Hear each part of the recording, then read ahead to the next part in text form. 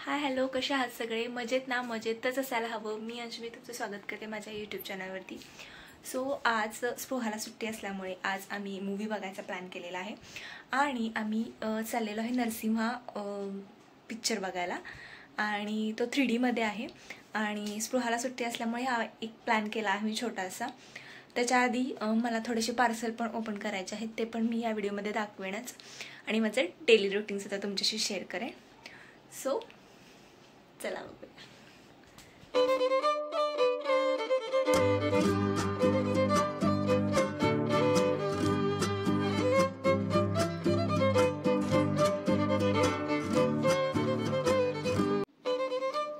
इथे दुपारच्या शोला आम्ही जाणार होतो, त्याच्यामुळे मला सगळं घरातलं आवरून स्वयंपाक वगैरे मगच जायचं होतं. त्याआधी मी देवपूजा करून घेतली. देवपूजा झाली की थोडंसं हलकं होतं काम, मग त्याच्यानंतर मी लगेच स्वयंपाकाची तयारी केली. स्पृहाला सुट्टी असल्यामुळे तिच्या वेगवेगळ्या पदार्थाच्या फरमाईशी असतातच, पण आज मी काय खास काय बनवलं नाही. नाश्त्यामध्ये फक्त अगदी साधे असे पोहे आणि चहा केला होता आणि थोडंसं वेळानं उठली होती ती, त्याच्यामुळे मी माझा आधी देवपूजाच करून घेतली. सकाळी उठल्या उठल्या देवपूजा केली ना, बाकीचे सगळे कामंही पटपट होतात.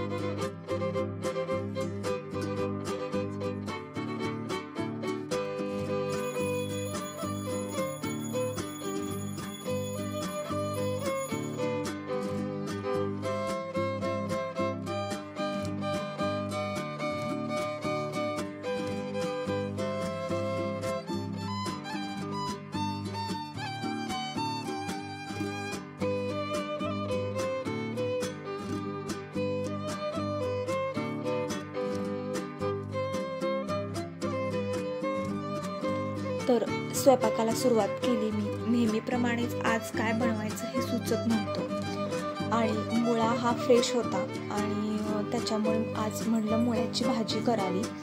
सो मुळा मी असा स्वच्छ धुवून घेतला आणि त्याची साली वगैरे मी काढून घेतल्या आणि त्याच्यानंतर थोडेसे कट करून तो मस्तपैकी किसून घेतला.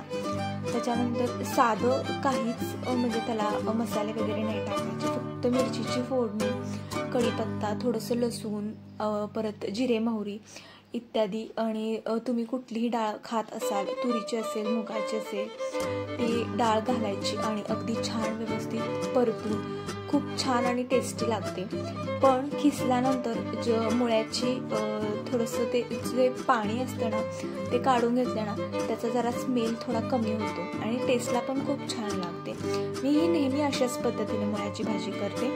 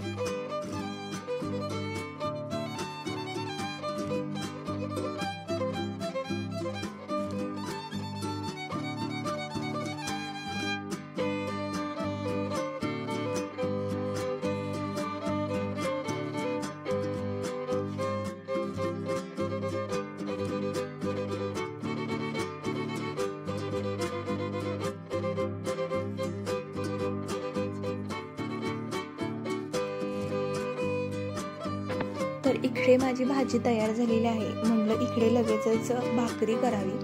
मुळ्याच्या भाजीबरोबर ना नेहमीच ही भाकरी खूप छान लागते. गरम गरम असेल तर खूपच छान लागते. त्यामुळे मुळ्याच्या भाजीबरोबर मी नेहमीच भाकरी करते. तर इकडे मी भाकरी सुद्धा करून घेतली पटपट.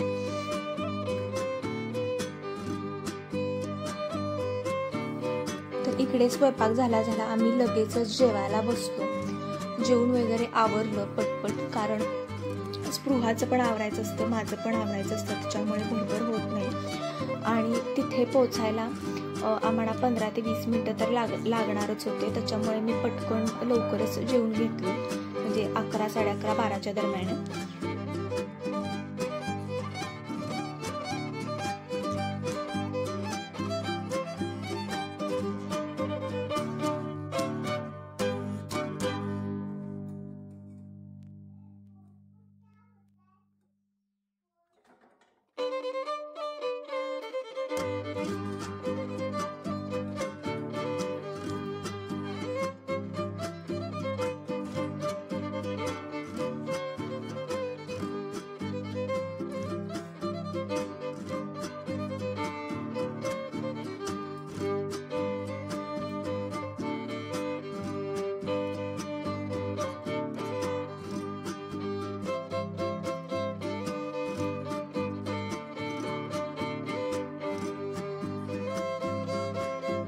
अशा गडबडीच्या वेळेसच माझं एखादं पार्सल येऊन बसतं आणि ते मला उघडल्याशिवाय मला त्याचा मोह काय आवडत नाही.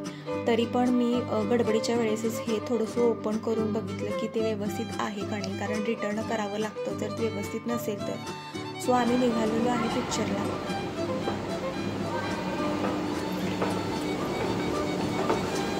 लहान मुलांचा पिक्चर असल्यामुळे फार काय गर्दी मला तिथे दिसली नाही.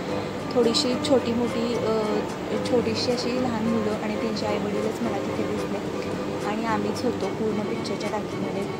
आणि तिथे गेल्या स्पृहा कोल्ड्रिंकसाठी आणि पॉपकॉर्नसाठी हट्ट करणार हे आम्हाला माहीतच होतं.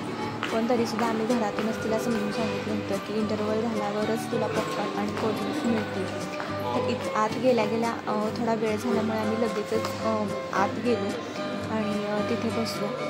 3D पिक्चर असल्यामुळे गॉगल्स वगैरे घेतले आम्ही तिथे आणि स्पृहाला खूप आनंद झाला गॉगल्स मिळाल्यामुळे. पण तिला माहिती नव्हतं, पण त्याच्यानंतर तिला ते आवडेन असं झालं, त्यामुळे ती काढून फेकायला लागली.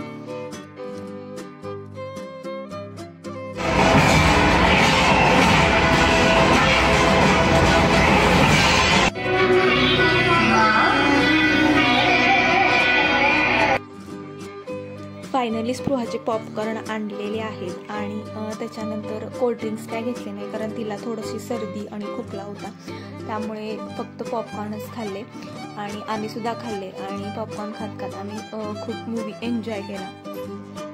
मूवी खूपच छान होता, खूप म्हणजे खूप.